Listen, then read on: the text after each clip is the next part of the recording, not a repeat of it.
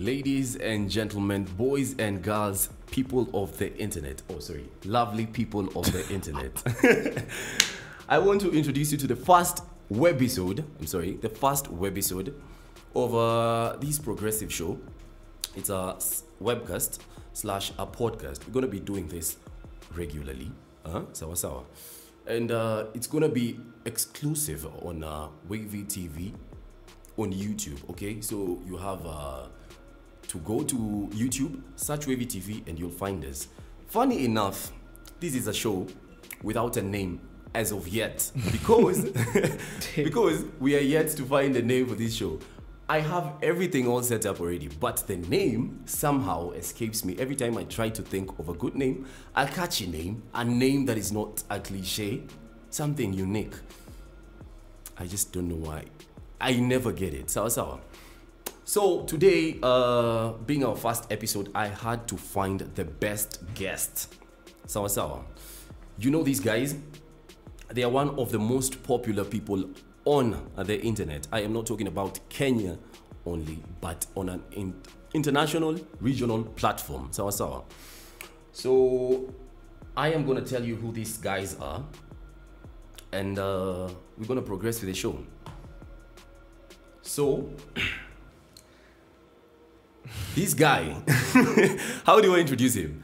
This guy has the maddest vines. On a vine that he did, it garnered 3.8 million views on YouTube. He weighs 70 kilograms. I guess he is 6 feet. Ujauliza Pato na wenga. The guy is 70 kgs. They call him the African Salt Bay. Hailing all the way from Buru Buru.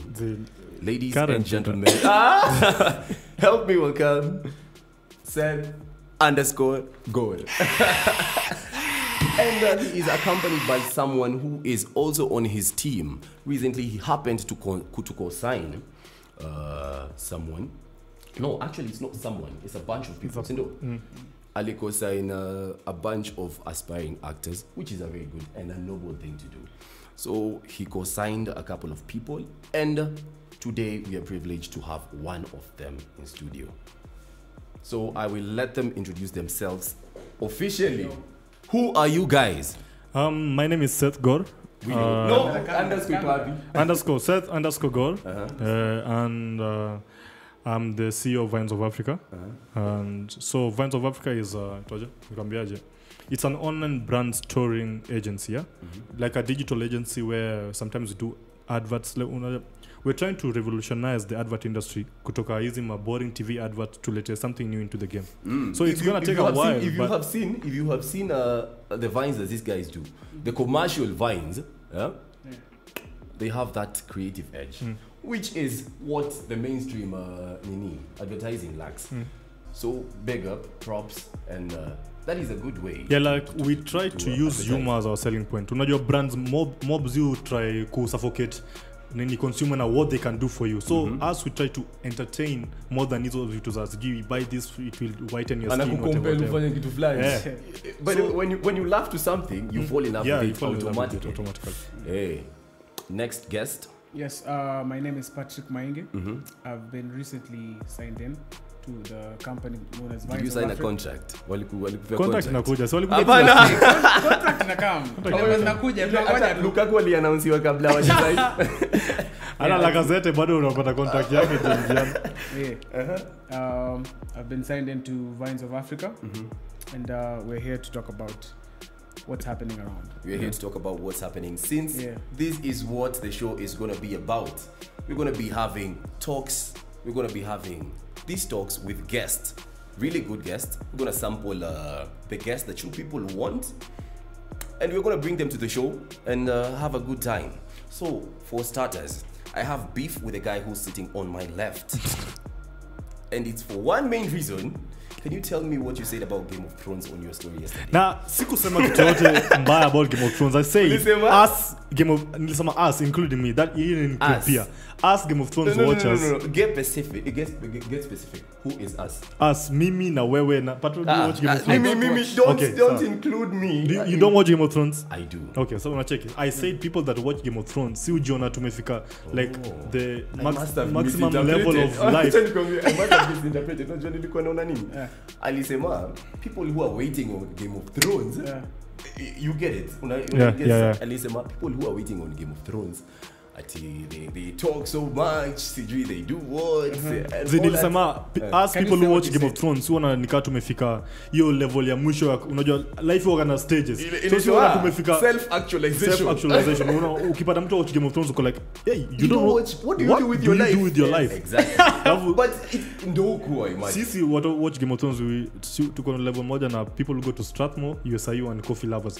Our jama, they always find a way of bringing that into students who are unaweza kwa tu tao, you're talking about tumeenda kwa restaurant, then the food is bad, then the guys who what wameenda start wako like, hey, you remember that day at whatever at STC lazima wakumbushe hao ni nanga strat ama USIU ama kwanza law students. I know a couple of individuals on Twitter who have to bring the fact that they study law on every conversation, regardless of whatever you're talking about. Mnaongelea siasa ati unajua Uhuru sijui Raila, unajua the law mimi nilifanya law the law is sacred sijui the what I don't know why they have that false sense of importance. That is the word that I saw on Twitter when you walikuwa naambia they have a false sense of importance.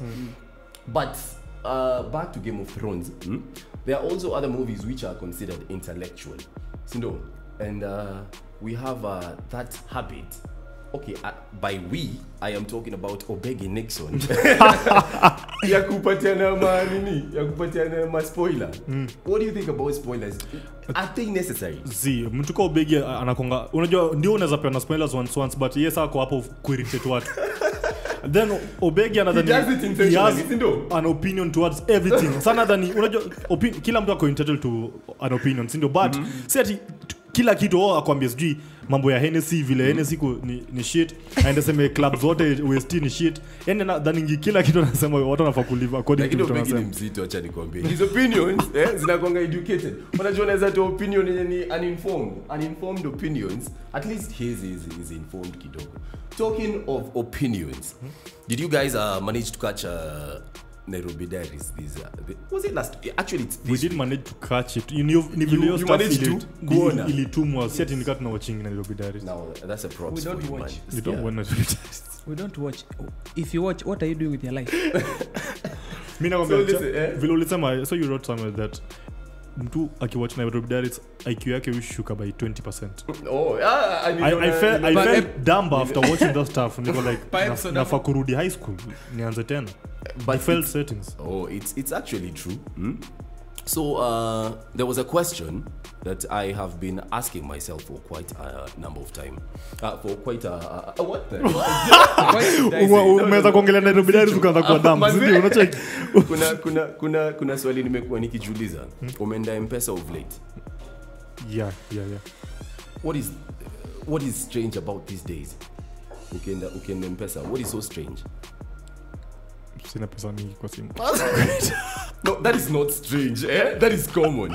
But hizo ni shida zako hizo. That is his own problems. Because mimi manze nimekuwa nikitishwa ID for the longest time. ID. Hiyo mambo ID. They insist always we do bila ID. Sasa manze juzi nimetoka tao. Naisha Rongai. So nimefika Ajib, naijikuza hivi kwa mfuko, nimesikia niko na 40 bob man. So I'm like, I can just withdraw money from my M-Pesa, then sinipate Ferrari kwenda mtaani. Kumbe najikuza hivi mbosho, sina ID. Nikasema I might be knowing a few people who are within who can at least help me. Mwenye nasema you know me, so unaweza ni withdraw without an identification card. I was wrong. Nimefika stage hivi, Matzarunga nimeambiwa ni how much? So tano. Kwani naenda heaven mtu wangu. Hapana. Matzarunga zinakuwa expensive sana. Like today, I came to Lavington that's where the studio is. So I came to Lavington in a matatu, and I am ashamed to even say how disgusting these matatus are.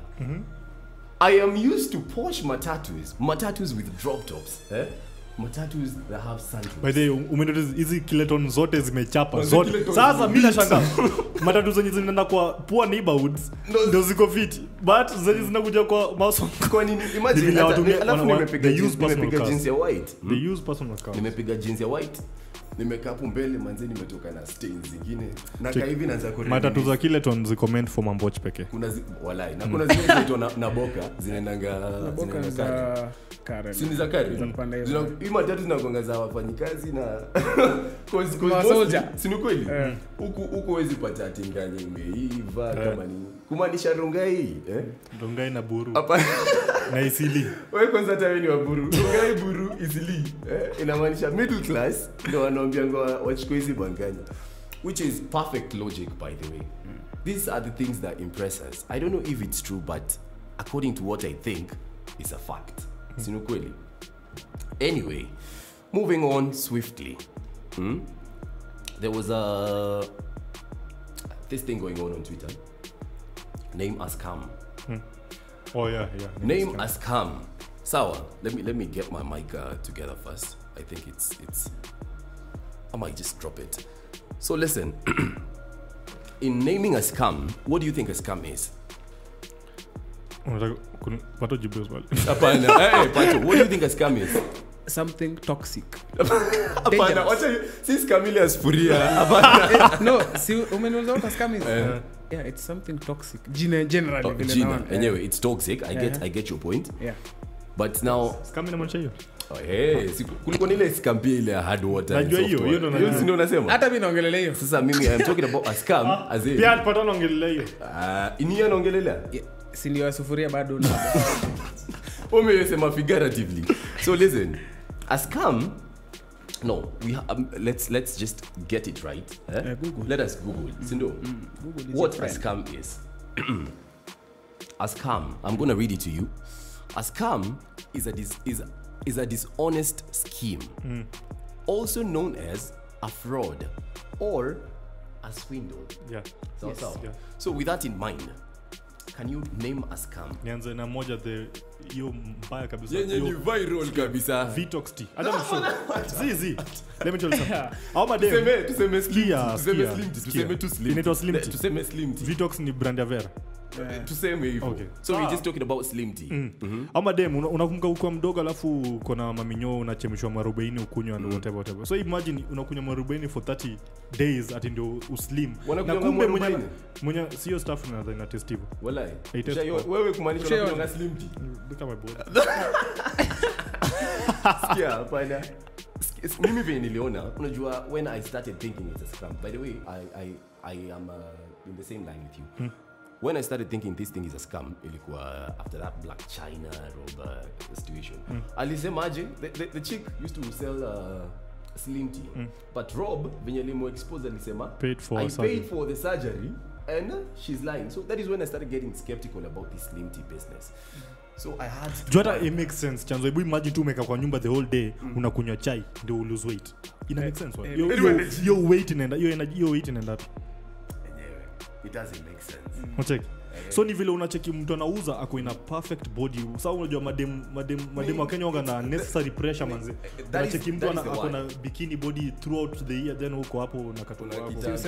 Unaambia tu kwanza mabia. Hautaki kuambia ati upige tizi zi. Kunywa chai. Utakuwa fit. Sasa unacheki. Pato name a scam. Public likes. Public likes. Hiyo kitu by the nimekuwa tempted kuingia. Unajua juzi kwanza kuna beshte yangu alikuwa ananishow vile hiyo stuff. Make maganji. Ana kutumia kwanza screenshot ya kuconvince venye yako mapesa. Hata kunitumia screenshot alinifungulia website. Alinifungulia. So unajua like there's this advantage ukiingiza msee you get 200 extra. 200 shillings. Like every day si unapata 500 but nikikuingiza inapanda na kwa 7 so daily, nikiingiza msee mwingine inapanda na kwa 9 so. Unajua unaweza kuwa na recruit Illuminati mtu wangu alafu mnaingizwa hivyo. Kitu sielewi kwa kitu ni so unakaa tu the moment unafungua account kila siku una like adverts. Mimi nilisema hivi, listen. money doesn't just fall from the sky. True. Bananas probably do. Yes. Bananas might probably do, but pesa. Because money can't just come from the atmosphere. They don't offer any they don't offer any products. They don't offer any services. Yes. What a thing. That is the basics of a pyramid scheme. And with time, people will realize, but I hate to say it, but it might be too late. Yeah. It might be too late. So I also think it's a scam. It's not proven, but that is my opinion. What wanasema imekuwa around for like 3 months, 3 months. What you do, ziko mbili. Kuna ya the one you pay 14,000. Unalipa ndio nini? Ndio uingie. You need to upgrade. Unaongeza doju. Unalipa 14,000. Sa with that 14k every day utakuwa unapewa 50 adverts. Una like 2 adverts na siku ikiisha hiyo kazi ya public. Even though umsali ni show alifungulia website akanionyesha leo kuna advert 53 za ku like punch yake 7 yake inaingia tu hivi.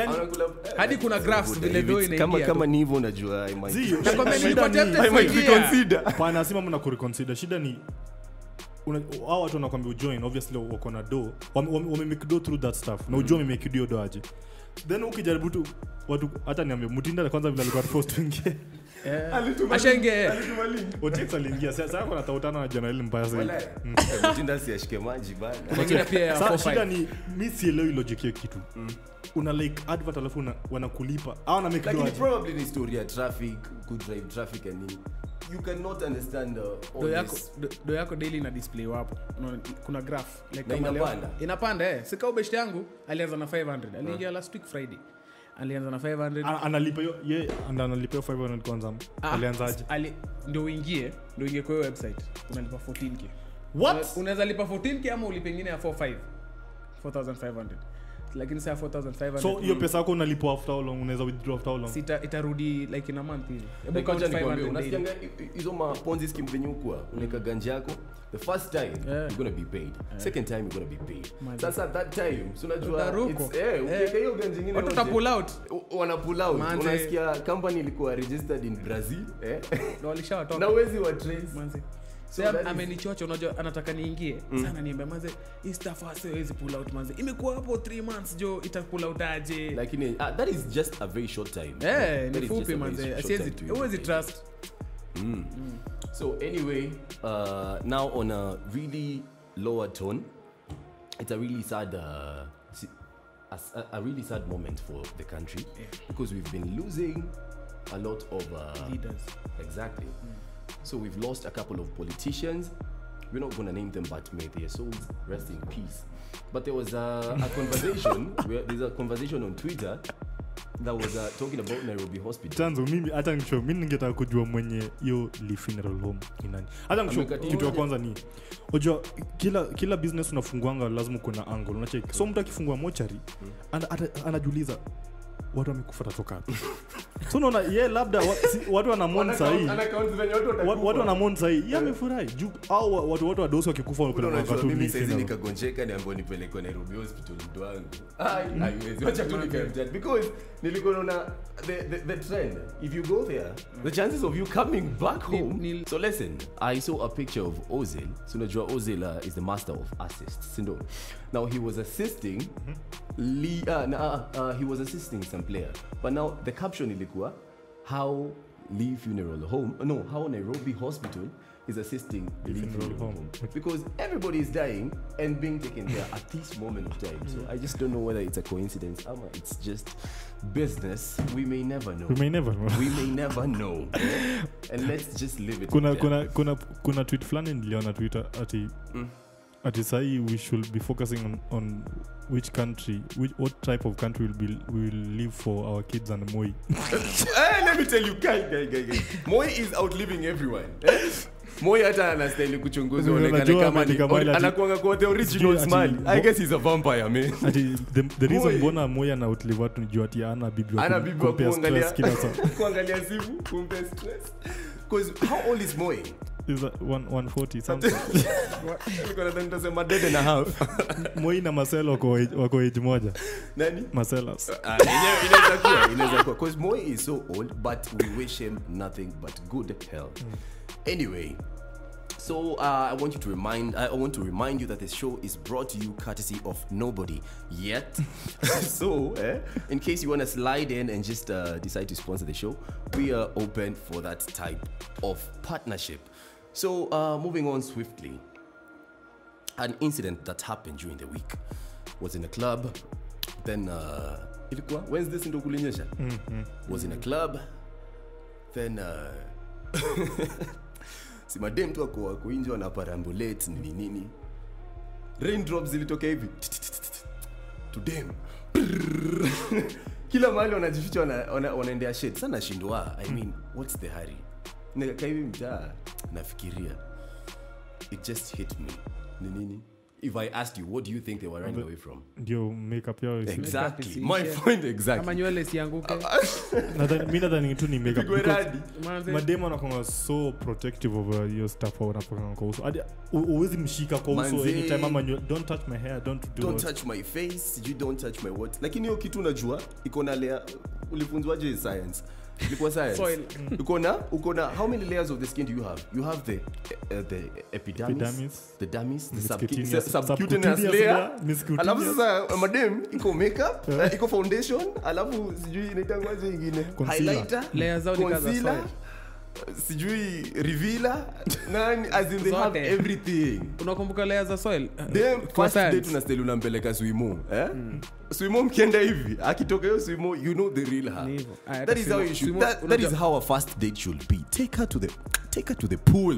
But let her dive in the water. Honestly, Chanzu sijaelewa hii kitu ya makeup because unajua kila mtu uzaliwa si kila mtu uzaliwa tu vile unazaliwa. Then after some point una realize you're not good enough. Unaanza kujiona hivyo. Juu hii stuff ya makeup tulize enzi za washosho wetu zilikuanga walikuwa najipaka vumbi ama mohu ile zilikuwa za ile ash anajipiga ash ndio anatokelezea kambe. By the time nilikuwa nazaliwa the only thing watu walikuwa jipaka ni powder. Unapata mmoja nenda kwa duka amejipaka powder. Watu hujipaka powder. Waleta Safcom hapo. Siku hizi vitu zilisha. The last time amevaa bike ilikuwa lini? Sasa ndizo siku sasa. Siku za bike. Amevaa bike hapo na zile vinyasa za jeans. Anakata kinyasa za jeans na ndani. But me sijaelewa hii kitu ya hii logic ya makeup. Makeup. Unaona nikaa ukai poa without it every time ati hadi unajua unaweza enda kwa dem kuvisit dem but hata acha uingie kwa nyumba hadi ajipake hiyo stuff. Anaweza kuacha hapo nje 30 minutes ndio apake makeup. It is not a good thing. It is a turn off to some. It's a turn off to some.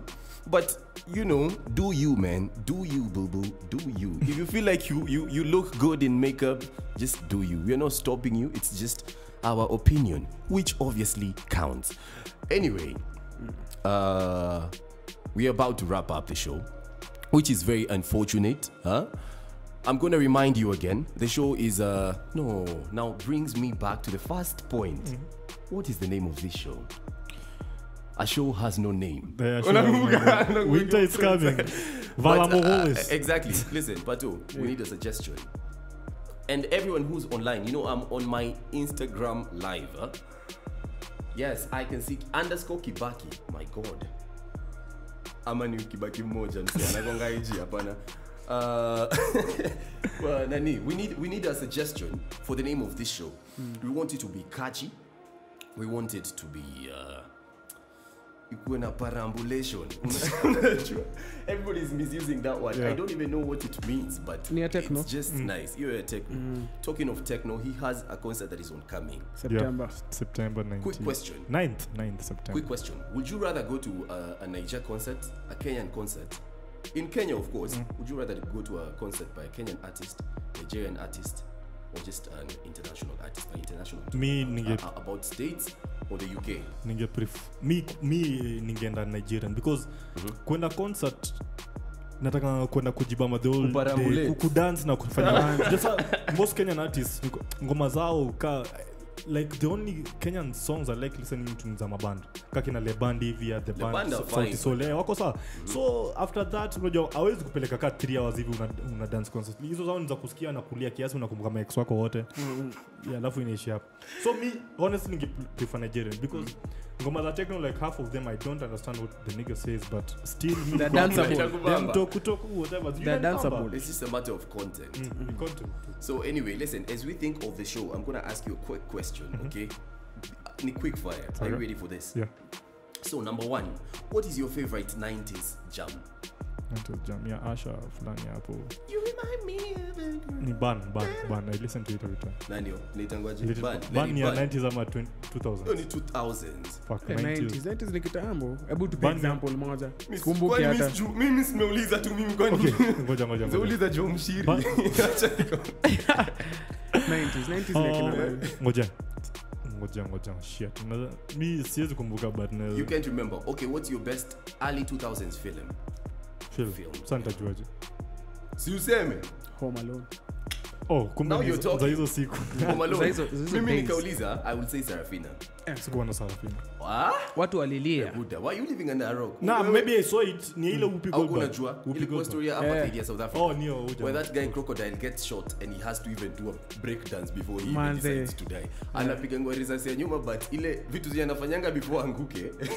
It's a whole lot of things. Pato, so a question for you as well. Yes. Here's a quick one. I'm going to ask you a cheeky question. Okay. Are you more of a hunter or a gatherer? Nusu, half. You have to lay with one side. One side. Are you more of a hunter or a gatherer? That is, if you did social studies, you know what the difference between the two. Wewe ni wa kuhunt, wale wasi wanaingianga club after kila mtu amebreak you unatafuta easy meat. I think Kama wewe ni wa kugather, hunter. you're a hunter. I think I'm a hunter. Hunter's choice.